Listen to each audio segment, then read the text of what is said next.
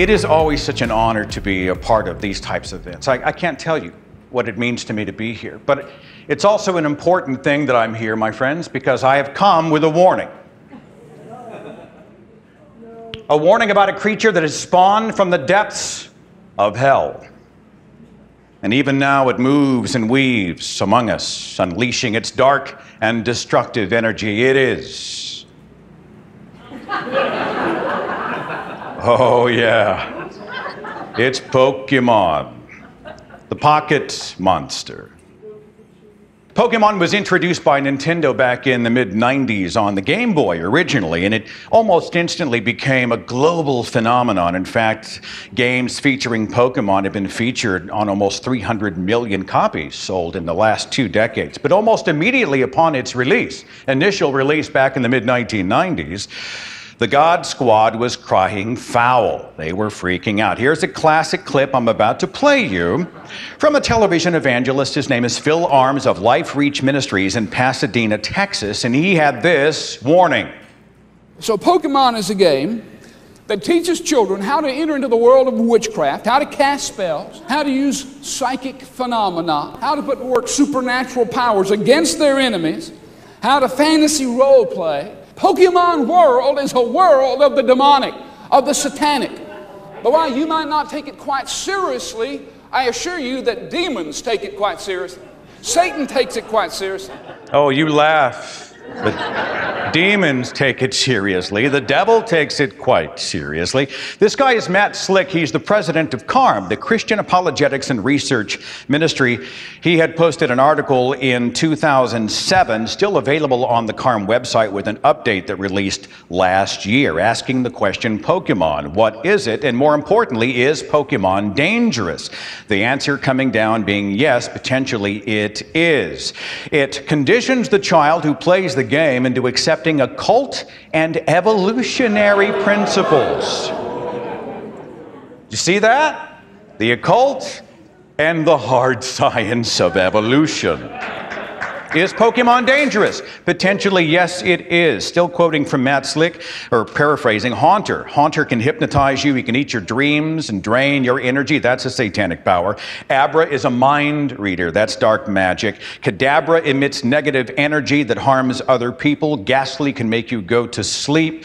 Gengar laughs at your fright. Nidoran uses poison. Many of these creatures evolve, helping to sell to kids this satanic lie of evolution. In fact, in one of the games, here is an incarnation of a Pokemon that's actually evolving, I'm sure in the exact fashion that Charles Darwin wrote about in On the Origin of Species, you know, with flash and levitation and lightning and this instantaneous transform, like a Cambrian explosion of Pokemon is kind of what we're seeing. Back to the CARM article. The children are taught to use these creatures to do their will by invoking colored energy cards, fights, and commands. Much of it is reminiscent of the occult and Eastern mysticism. Well, the warnings continue from preachers like this guy, Rick Wiles. Now,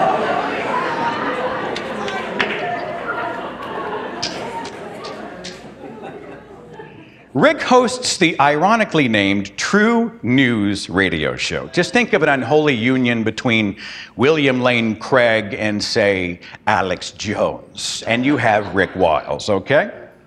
Well, last year he warned that Satan was using Pokemon Go to target churches with virtual, digital, cyber demons. He went on to declare that he believed Pokemon Go was a magnet for demonic powers. This was not 20 years ago, this was just recently. There was rampant talk among Christians in Christian circles about a Time magazine article that had come out with the creator of Pokemon, Satoshi Tajiri, where he admitted to Time magazine that Pokemon had demonic influence. The story said that the games were created as a backlash against his Christian parents, tailored toward an anti-Christian sentiment or Satanism. Holy shit, it's the smoking gun, right? The creator of Pokemon told Time magazine outright that it's a tool of the devil. Now, those of us who are products of the 70s, 80s, and early 90s remember similar warnings about the devil's influence in pop culture. It was a time of fear. It was the season of the witch. now affectionately referred to as the Satanic Panic. Christians across the U.S., and I was one of them, I was a believer at the time, Christians across the United States and around the world were in full freak-out mode about the devil. Satan sneaking into the culture, targeting our children, often before they're even teenagers. This was a series of books, a couple of books sold in Christian bookstores nationwide by an author named Phil Phillips. 1986's book, Turmoil in the Toy Box, and then the follow-up from 1991, Saturday Morning Mind Control, which addressed Saturday morning cartoons. Phil Phillips had this warning to parents. Yes, there's a vast movement toward the occult within the cartoon and toy industry. Most people don't realize that 80% of all cartoons deal directly with the occult. And 40% of the toys on the market have occultic influence, and these are the most popular. 80% of all cartoons and 40% of all toys are in some way satanic. And he gave some examples. Now, these are my graphics, but they are taken from his specific illustrations. For example, He-Man. If He-Man is master of the universe, who must be dethroned as the master of the universe? Of course, it is God, Yahweh, Jesus. How about Rainbow Bright? Oh, yeah. Rainbow Bright is a franchise that was introduced by Hallmark back in 1983. This looks innocent enough, but looks can be so deceiving. Well, here's a Rainbow Bright cereal box. And, I mean, what are you saying about Rainbow Bright? Again, it's a humanistic emblems and humanistic value system. Well, the rainbow represents the networking of the New Age. Right. And it's interesting that she has a little five-sided star on her cheek. I don't know if you can see that on the box, but there's a little five-sided star, and it's upside down, which I'm not going to say it's used in this depiction, but that's a pentagram again. Yes. And that's another New Age and occultic symbol. So we have to be careful even with Rainbow Bright. Oh yeah, you got to be careful with Rainbow Bright. Hey, what's another beloved franchise of our youth that might be infected with Satan? How about Star Wars? I know, it's nothing sacred, yet Star Wars is loaded with devilry. Characters like Darth Vader, who look almost exactly like the ancient Norse god Odin, and Obi-Wan Kenobi, and there's a form of witchcraft called Obi witchcraft, in which chanting Obi, Obi, Obi over and over again releases the power into the witch's lies. You're saying that these were actually taken, this was taken from a Norse god who looked very much like him? Yes, it looks a lot like Darth Vader.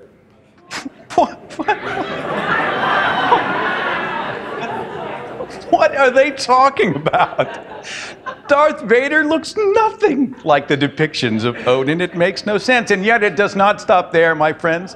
We thought Yoda was a good guy. Yoda! And yet he is, in fact, an ally of Satan. According to Phil Phillips, he represents the three-fingered, three-toed beast, an agent of Beelzebub. You want to see another army of satanic characters that have come to destroy your children? Oh, yeah. Oh, you got to check out this. You got to just watch this. Just watch the screen. Just watch the screen. But there are some things about Smurfs that we need to look at. First of all, you'll notice that they're depicted as blue with black lips. Well, isn't that interesting? And you know what happens to you when you die? You turn blue and your lips turn black. In other words, these are depictive of dead creatures. Right. And another thing is that Smurfs is an all-male community. And you say, oh, there's Smurfette. She's a female. Well, in one cartoon, she was depicted as transforming from a male to a female through magical power. And so the only female in the Smurfs is transformed from a male. She was not born a female. No, what you're telling me then is that even Smurfs carry a homosexual connotation in that most of them are male. I believe so.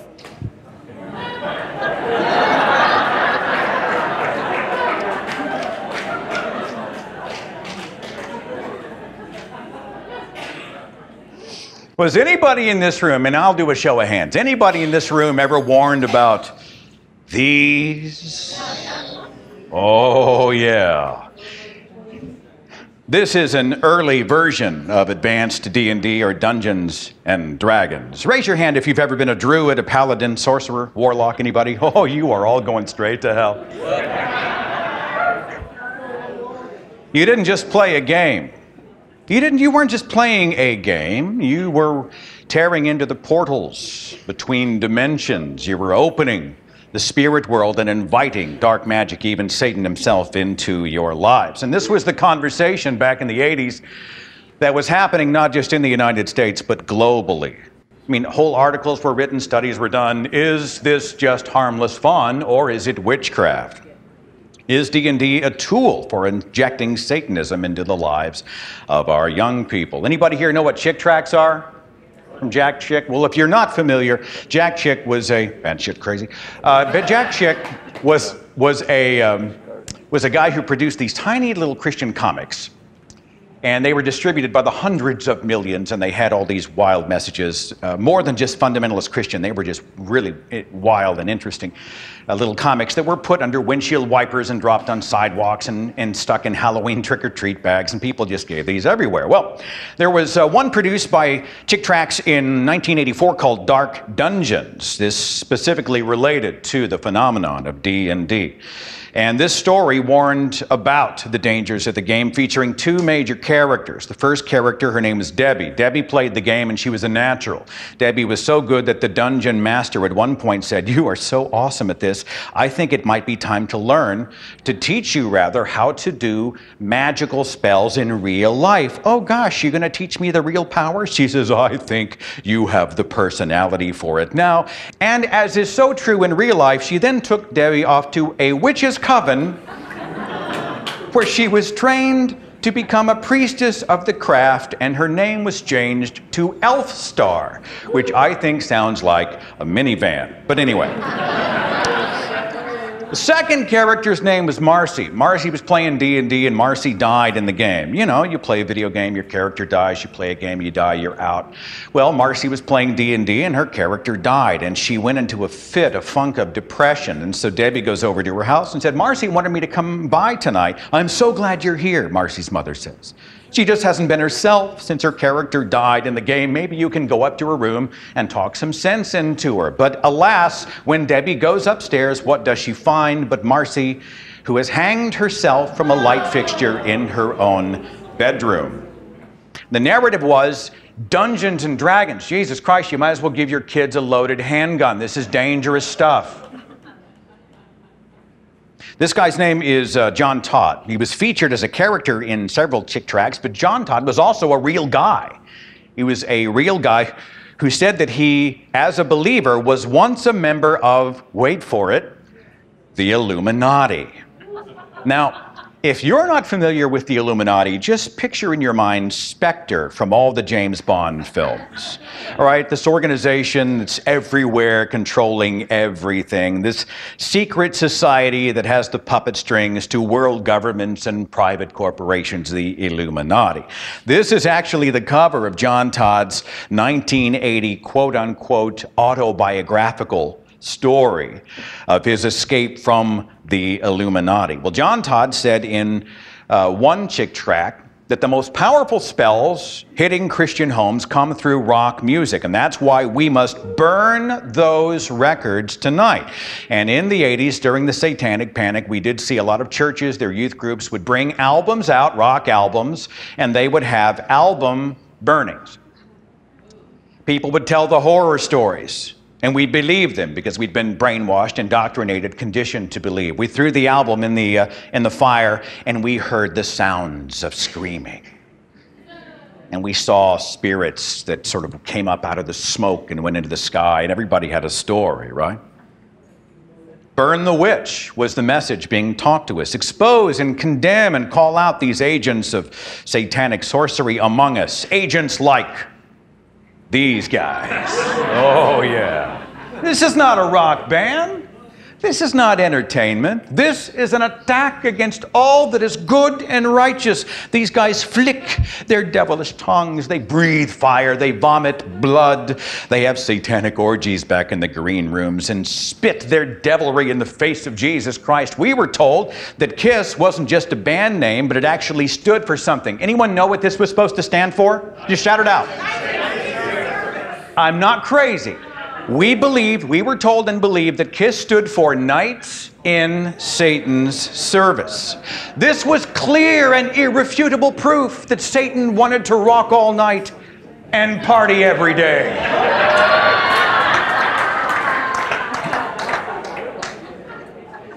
I love this shot from Tenacious D. It's just hysterical.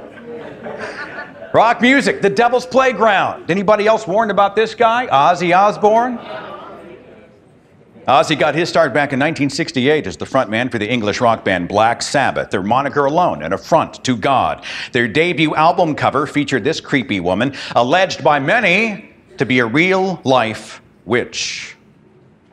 Over the years, Christians reeled at songs like Sabbath, Bloody Sabbath, and Children of the Grave, and Lady Evil, and so many others. Also in on the Satanic conspiracy, there was Iron Maiden. Anybody warned about Iron Maiden? Number of the Beast album. Alice Cooper, absolutely satanic. We were, and this is true, warned about Stevie Nicks, that she was a witch, that she practiced witchcraft during her concerts. So beware, don't ever attend a concert because they practice witchcraft at Stevie Nicks shows. We were told that AC/DC was not just a band name, but actually stood for Antichrist, Devil's Child. You want more proof that the devil was trying to destroy popular music in the 80s? I mean, is nothing sacred, my friend? I'm just kidding. I actually really liked Don Johnson as a man, as an actor, you know, but when he came out with Heartbeat in 1986, and I just happened upon this image in a Google search, and I was like, I must put him in my presentation, and I don't know why, so it just seemed to fit. Anyone here familiar with backward masking? Okay. Bands ranging from Queen to Deep Purple to Slayer to the Eagles were alleged to be hiding subliminal messages in the grooves of their albums. Hidden messages in their songs. So you play the album forward, you hear the lyric sung as intended, but you stop and you roll that album backward with your stylus. You may hear something, you may uncover some subliminal message, a satanic message that's supposed to infect your brain. Now, this is going to weird a few people out, but I'm going to actually play some examples of backward masking for you. Now, I want you to take yourself back into my childhood. What was it like being raised in the cocoon of religious fundamentalism, where we were taught the absolutely true Bible and everything was spiritual warfare? We were living in the end times. Jesus could come back at any moment. Satan was everywhere. We were conditioned, brainwashed to believe this stuff to be true. And we were genuinely afraid of the devil. I was in 6th grade in Mrs. Keck's homeroom class. They brought an expert in the occult. And they actually stopped the class and they took all the 6th grade students into another room with this guy. And he played cassettes and albums and whatnot. He played these songs backwards and warned us about the evils that were out there and encouraged us to burn all of our rock music, or at least throw them out to get rid of them, okay? We were preconditioned to be afraid. Keep that in mind as we listen to these examples. Electric Light Orchestra. ELO, the English rock band formed in 1970, their 1974 song El Dorado was played backwards by somebody for some reason, and they found a quote-unquote hidden message, discovered only when the song was played in reverse. For reference, here it is in the correct direction. Here it comes, another lonely day. Playing the game, I sail away on a voyage of no return to sea. All right, what happens when we take that exact same clip and we play it backwards? What might we find?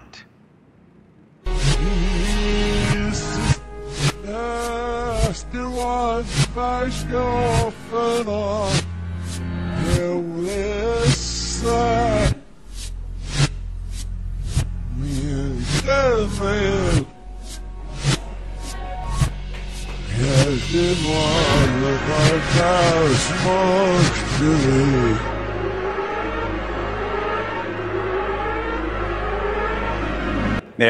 who has the mark of the beast, lives. Somebody was trying way too hard with this one, right?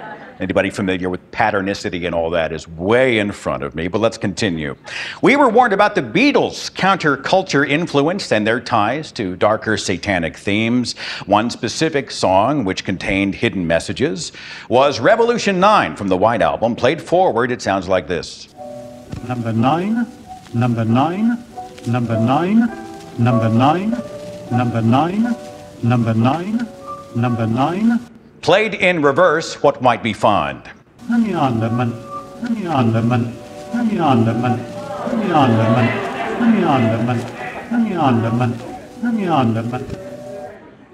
Eroticism with the dead, what could be more satanic than that? Was this just an experiment in sound design, or was this the devil's work, my friends? Of course, the Beatles were already on Christianity's radar after John Lennon's controversial comments 2 years earlier. He was doing an interview with the London Evening Standard, and he said that the Beatles were more popular than Jesus at that time. Well, listeners in the UK heard this, and they didn't care at all. But Christians in the United States freaked out, and many of them added the Beatles to their satanic blacklist. Let's do another one real fast. Arguably the most iconic rock song of the 20th century by Led Zeppelin. When I was a teenager, I was told that this song had a hidden meaning, hidden in reverse in the grooves of the song. Here's the clip forward. If there's a button in your hedgerow, don't be alone there. It's just a sprinkling for the May Queen. Yes, there are two paths you can go by, but in the long run, there's still time to change the road you're on. Now, let's play that same clip in reverse.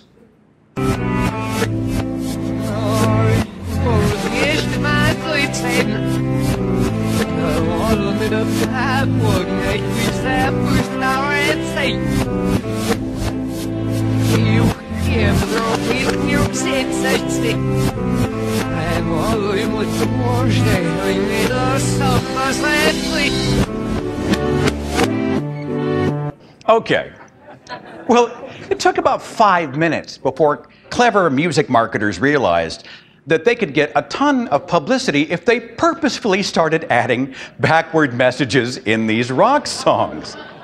And that's what they did. People started backward masking on purpose. Hell, there was even a Christian band that did it. Petra's album, Judas Kiss, has a backward section. It's obviously backward mask, and when you play it in reverse, it says, "What are you looking for the devil for when you ought to be looking for the Lord?" That's what the backward masking was. It was so ubiquitous, Weird Al Yankovic got in on it. He did it a few times.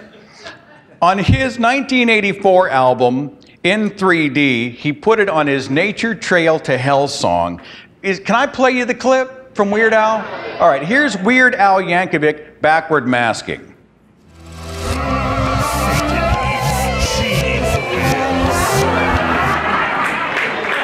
Yeah. Satan eats cheese whiz. But satanic rock music had become the scapegoat for pretty much every horrible headline on the planet. If it was going wrong with your kids, go in their bedroom, look at their album collection. Find out what they're listening to, what are they putting in their ears. The sounds in their head, the voices, the influence might very well be coming from Satan.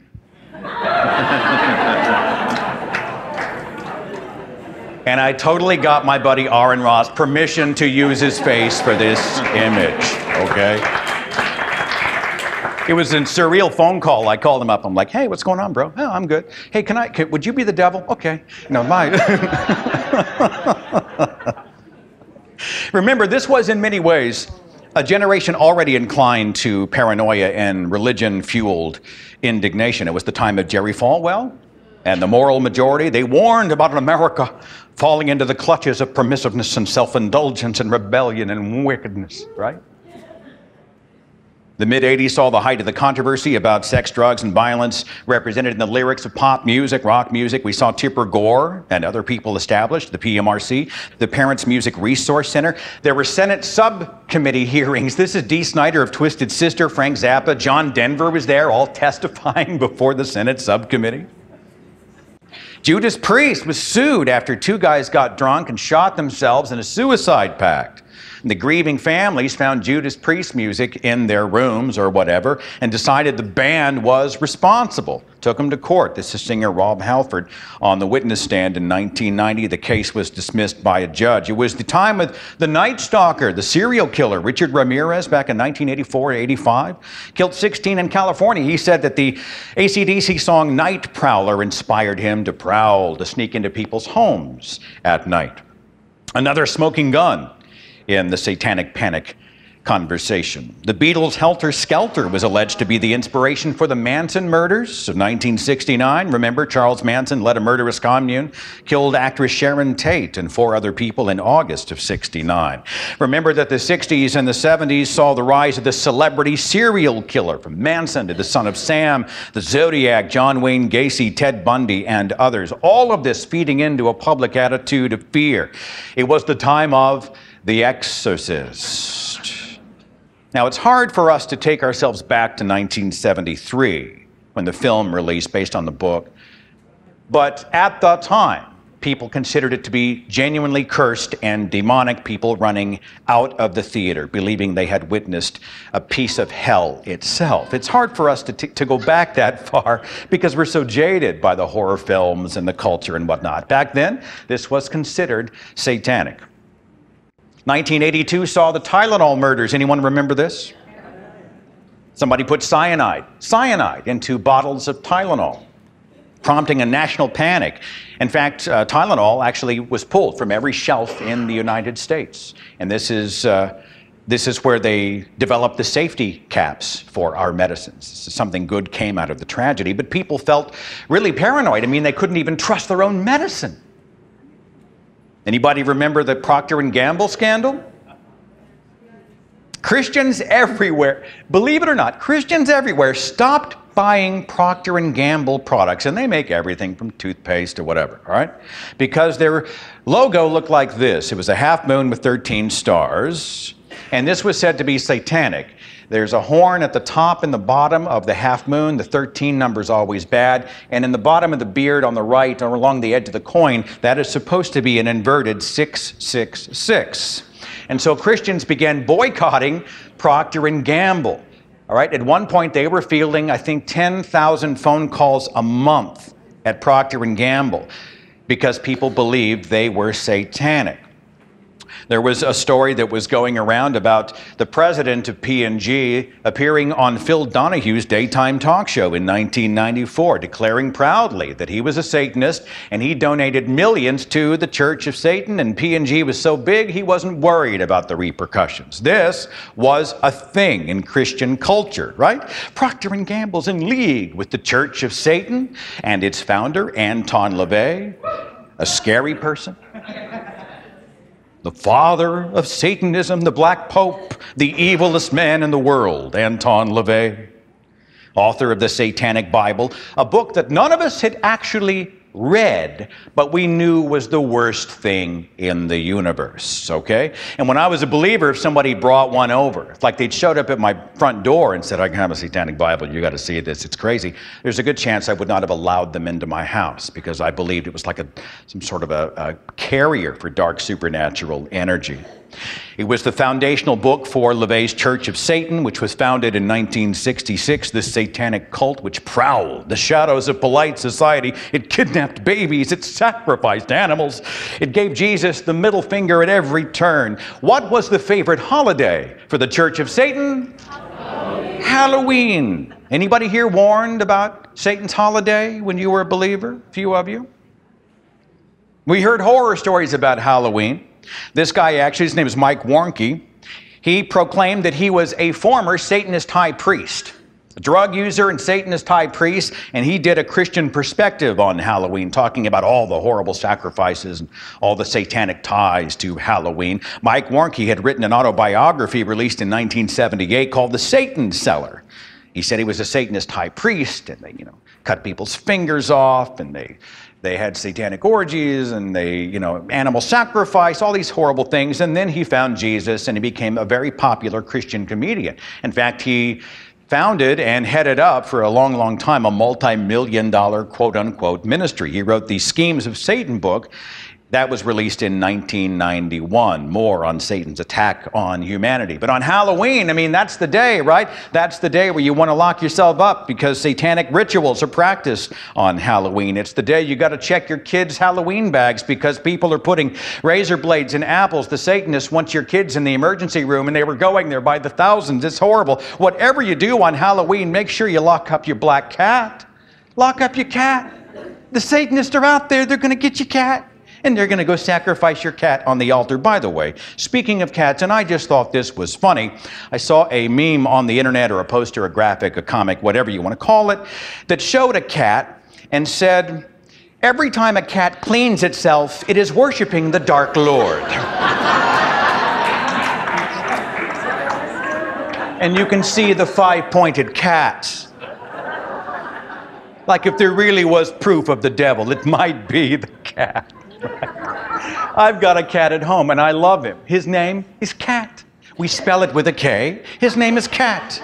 He just might be an agent of the devil. I get that one. Why do you think Dana Carvey's church lady resonated so much with the population? Right? On Saturday Night Live. Why did this take off? Because they had tapped into the culture. I don't know. What is it out there? Satan, maybe? Right? That's how people were speaking. The constant warnings by the Bible bangers about Satan, Satan, Satan. I was in junior high in a private Christian school when they warned us about Satan by showing us these films. They're often called the Thief in the Night series. There's more than 3. I think there's at least 4. But they showed us the 3. Christian school, they brought us all in for quote-unquote chapel, which was church service. And they lowered the lights and they showed us these films about the end times. And it took kind of the basic tribulation narrative. At the blink of an eye, without warning, Christians across the planet disappear. They go to heaven, right? Jesus comes back. There was no actual trumpet in the film. The Christians were just gone like that. And the non-believers were left behind. And according to many theologians, Jesus then gives control of the planet to his nemesis, Satan, and lets Satan run the earth for 7 years. Why? I have no idea. And then Jesus comes back after 7 years, after the meat grinder of the tribulation, and then Jesus reigns on earth for 1,000 years, for a millennia, and then he finally destroys Satan.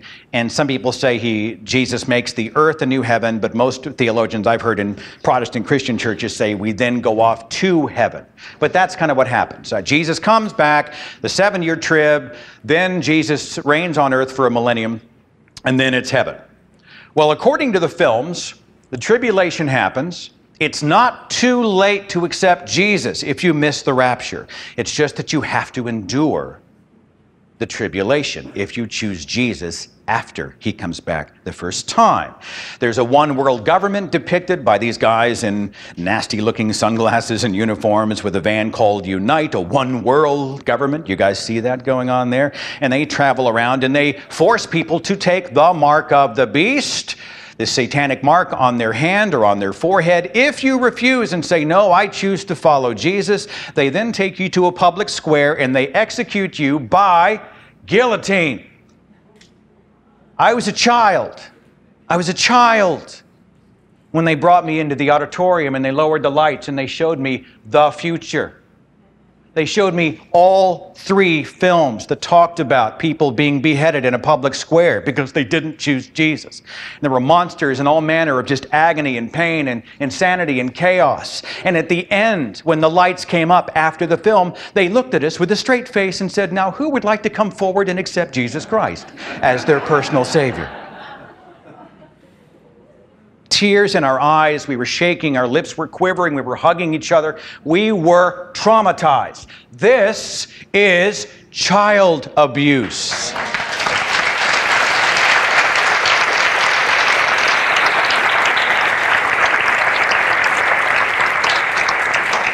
It's one of the things that drives much of the work that I do. I'm desperate to see these kids not have to go through this sort of thing. 1980 saw the release of a best-selling book, which for many was the cornerstone of the Satanic Panic, called Michelle Remembers, about this girl named Michelle who had gone to see a psychiatrist, and he had uncovered repressed memories. Uh-oh. Memories where she was subjected to satanic ritual abuse. She was tortured, locked in cages. She was sexually assaulted. She went through rituals, some lasting 80 days. She witnessed murder. Just horrible stuff. She didn't really remember it, but he was able to extract the repressed memory, and then they collaborated on a best-selling book that the entire freaking Christian culture bought without fact-checking. And we saw a lot of articles going on about satanic ritual abuse, usually involving young children. I just got to show you this. This was a video produced and targeted to law enforcement, teaching cops how to deal with satanic ritual abuse. This one called The Law Enforcement Guide to Satanic Cults. It was hosted by Gordon Coulter, former police officer turned pastor. Now, this film is creepy, but it's not creepy for the reasons that they intended, okay?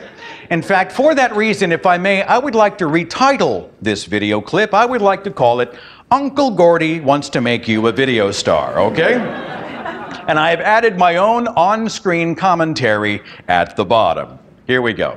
In investigating homicides, there are some very obvious ritualistic markings that will appear on a body that is the result of satanic killings. But some of the markings are a little more subtle. And so what we're going to do is give you an illustration of this on our model and also retrace some of the markings that were in the St. Joseph's case.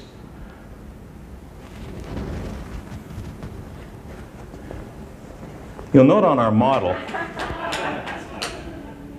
that there's oftentimes a cut that goes from behind the ear all the way down to the throat. Another area that's obvious in these kinds of ritualistic carvings would be the pentagram or the inverted pentagram on the right and the left side of the upper chest. This oftentimes is the signature of the high priest. Another area that you might find satanic ritual carving is in the stomach area. And as was true in the St. Joseph... All right, we laugh about this stuff, right? We laugh about this stuff. But the truth is that these accusations of satanic ritual abuse destroyed lives. Of course, we can't talk about satanic ritual abuse without talking about the McMartin trial.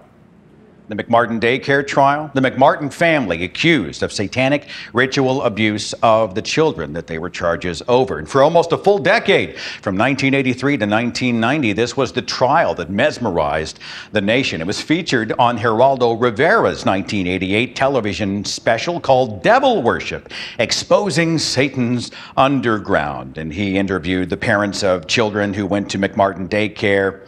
He talked to Anton LaVey's wife. He had Ozzy Osbourne on. And this piece of sensationalistic horseshit, Geraldo later had to come back and apologize for publicly, and well, he should. Because Geraldo had been feeding on and feeding into one of the biggest lies of the late 20th century. How much of the insanity that we've just experienced here could have been averted if people had taken a fraction of the time they spent freaking and done a little fact-checking? For example, that Time magazine interview with the creator of Pokemon, well, it happened, but in the actual interview, the creator of Pokemon never spoke about a personal religious faith or lack of it. All he spoke about were the nuts and bolts of the development in the game, and that's it. The allegations that he had made it satanic were totally false. This, from Procter & Gamble, this logo was not satanic. It was created by dock workers in a hugely illiterate time where they couldn't read, so they used symbols to better identify the different shipping crates, the 13 stars representing the 13 colonies. It wasn't satanic. That's total crap. That interview on the Phil Donahue Show in 1994 never happened. In fact, versions of the story change out the talk show host, Sally Jesse Raphael, or maybe he was on Oprah. The story changes from person to person. But because of this big blow-up, Procter & Gamble ended up changing their logo to something else. How about this guy, the former Satanist high priest who found Jesus? Well, Cornerstone Magazine did a 1992 expose interviewing like 100 people who knew Mike Warnke during his life, and they found there was no supporting evidence for the claims he made that he was a Satanist. And when this went public, Mike Warnke's ministry imploded. How about this guy? Anton LaVey doesn't believe in a literal supernatural Satan. What about the Church of Satan that sacrifices animals and accosts and kidnaps our virgin girls and all that? It comes after your kids. What about that? Well, if you read the 11 satanic rules of the earth, it says do not harm little children and don't kill non-human animals unless you're attacked or for your food. Well, this is a revelation, isn't it? What about this 1980 book Michelle remembers? Someone finally fact-checked it and came to the conclusion that it's all complete horseshit. Like there's nothing to corroborate it. In fact, this one period of time that she was supposed to be enduring an 80-day-long satanic ritual, she had attendance, perfect attendance, at her school along with all the other students. And yet, this story fueled the satanic panic of the 1980s. The McMartin trial was based on what? The testimony of the children. Hugely problematic to begin with. Now, this is where we have to be careful. Because whenever young children come to us with accusations of abuse, we do need to listen, and we need to properly vet these claims. I'm not trying to be dismissive of the claims of abuse, but if you were to hear the claims of the children, and if they had been observed correctly at the front end of the discussion, how much pain might have been avoided, right? We have good reason to doubt the validity of these claims, and this was common in these satanic ritual abuse charges. PBS did a Frontline special about satanic ritual abuse, talking about the suggestive interviewing techniques used. And this was very much the case, where they bring the young children in and they're like, were you abused? No. Did they touch you? No. Come on, Bobby. Don't you want to be a good boy? I'll give you a candy, or whatever they do. In fact, HBO produced a film about this, a compelling 1995 movie called Indictment, the McMartin trial. I think you can still find it on HBO somewhere. The longest and most expensive trial in American history to that point, based on what? Fear, assumption, paranoia, 0 convictions. 0 convictions, time lost, money wasted by the millions, lives devastated. How about this recent story of this Texas couple? They were sent to prison on satanic ritual abuse charges in the 90s. They were imprisoned falsely for 25 years and were only recently set free. Why? Because they got caught in this tidal wave of paranoia. All right, fine, Seth, we get it. Get to the point already. I hear you, my friends. Why dredge all this up today? What's the relevance of the satanic panic now? My point is this, my friends. The satanic panic is not over. The entire foundational narrative of Christianity revolves around what? The activity of and the warnings against God's arch enemy, the devil, his schemes, the one who deceives the world, the snare of the devil. He comes to steal and kill and destroy, and the whole world lies in his power. Recently, mega evangelist Billy Graham talked about Satan's ability to deceive. We should never think he is not to be feared. The warnings about the end times remain a huge part of Christianity's final chapter, the book of Revelation, still taught as if we live in the end times and the end is near. We got exorcisms still going on across the planet. This guy alleged to have done more than 10,000. He passed away a couple years ago. More than 10,000 conducted by himself personally. According to his account, we see stories of people who were harmed or even killed through these exorcisms and various incarnations. What about rock music? The warnings about Satan in rock music, you think that's 80s? You think that's 90s? This is Texas megapastor John Hagee from just 3 years ago from a sermon he called, "If I Were Satan." I've had parents explain to me, well, I let my teenager listen to rock music because that's all he'll listen to. Let me tell you, so the lyrics to real rock music is nothing more than satanic cyanide. Get it out of your house, throw it out, and burn it. It has no place in the house of the righteous. Now, I can see the occasional temptation to burn an album. I mean,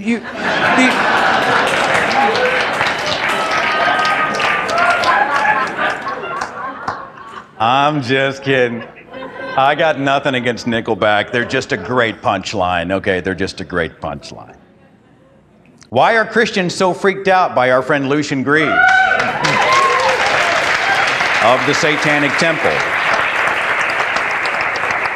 Lucian, of course, joining us in the audience, and he's just a terrific guy. I enjoy following his work and what he does.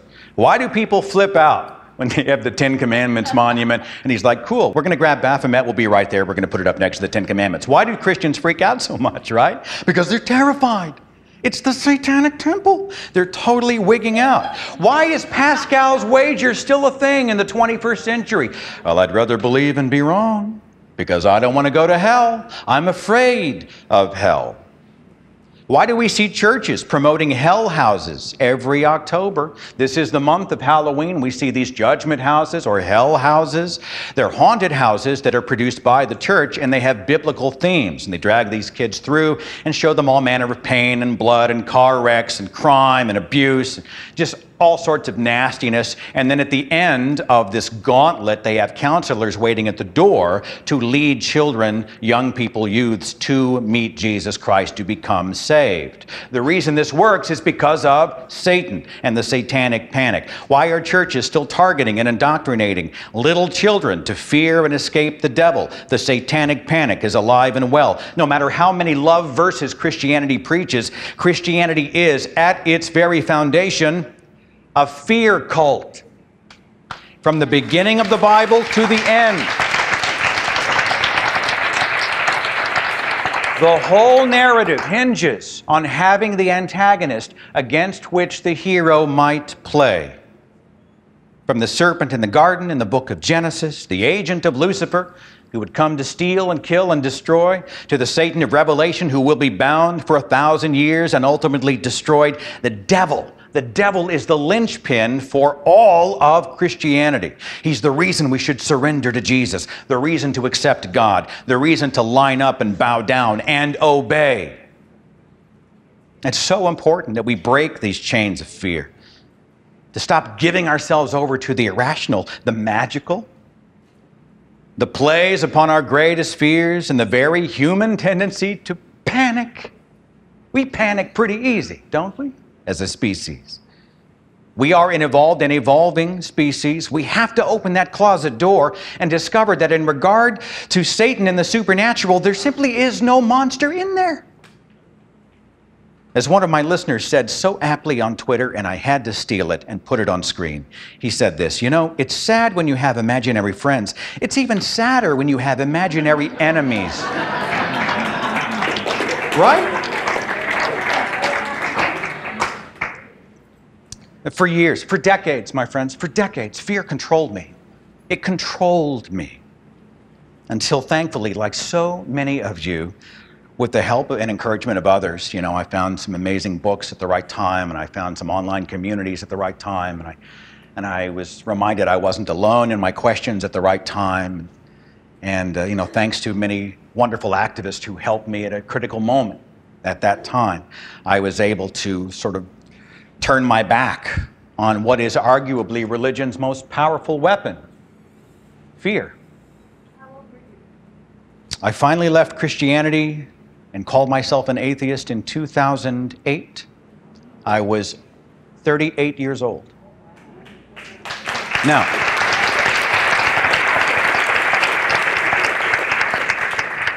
there is no feeling, and those of you who've emerged from fundamentalism know exactly what I'm talking about. There is no feeling like breaking out of that cage, is there? There's no feeling. There's no feeling. There's no way to really verbally describe this liberation and the joy and the freedom of living in the real world on my own terms. You know, and I'm desperate. I want to encourage other people that they can do the same. You know, there's a whole universe out there waiting to be discovered and experienced and engaged in and enjoyed. There's a whole other life to live, and it's a much better life. You know, the satanic panic continues, but let the religious scaremongers come, my friend, because I, like so many of you, am liberated, I am free, I'm a citizen of the real world, living life on my terms, and I am not afraid. Thank you very much.